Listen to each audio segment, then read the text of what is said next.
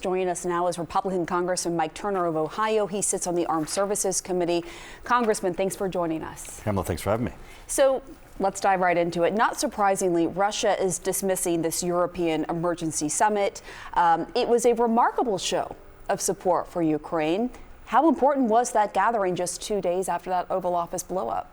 Well, has been reported this was a planned gathering, and it certainly is important, and it certainly is consistent with what Donald Trump has said and what the U.S. policy has been, that the Europeans need to pull together, show increased support and increased contribution to Ukraine and to the cause for Ukraine.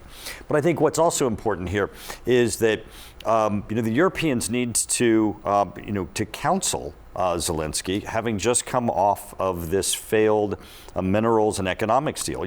President Zelensky showed up in the Oval Office for what was supposed to be a signing ceremony for a minerals and economics deal, and he inappropriately turned that into a debate over American security guarantees as a precondition for peace negotiations. He should have concluded the deal that he had negotiated. He flew here to sign that deal, and instead he caused it to be a debate, and it was a lost opportunity for him. I think there's certainly a debate over who started this debate, right? Because it was the Vice President, J.D. Vance, who initially pressed him, and then it devolved from there.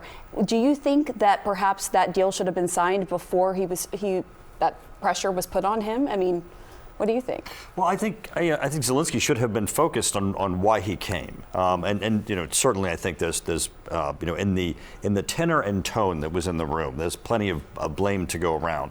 But Zelensky came here with a sole purpose, and that was to stand next to the President of the United States, walk out with a deal that he had negotiated.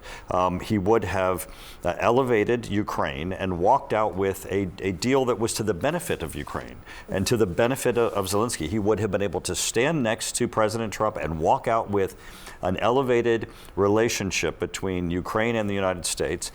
And instead, he made the whole event about what is an impediment to the peace negotiations, and that is his concept of wanting a precondition of American security guarantees before peace negotiations. That's a cart before the horse. He should not be asking for a demand of security guarantees before peace negotiations. You said there's a lot of blame to go around. What do you mean by that?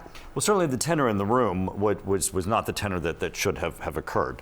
However, President Zelensky should have been focused on the goal and objective of what he could have achieved for Ukraine.